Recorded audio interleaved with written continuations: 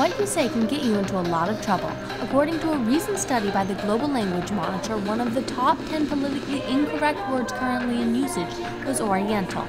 Today we're on college campuses in Orange County looking at your opinion.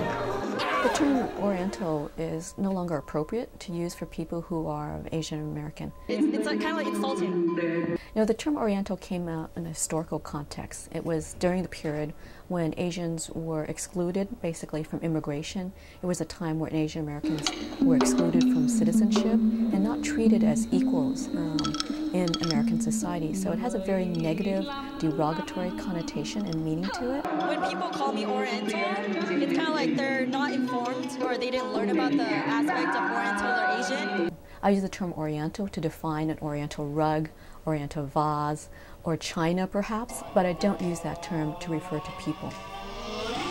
But what about people who have known themselves as Oriental for their entire lives?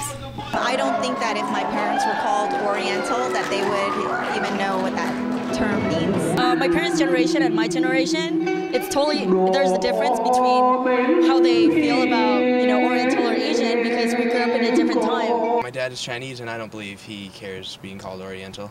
We are a community primarily of immigrants. 70% or more of our population are immigrants. And so they may not be aware of the history and the meaning of the negative term Oriental versus Asian American. Us as Asian Americans growing up in America, we're only offended by the term because of what we are taught in this society. I think it's a process of continual education of this historical term and the significance and importance of the term. Here at the Vibe Festival in Fullerton, I'm Annie with KHIZ TV.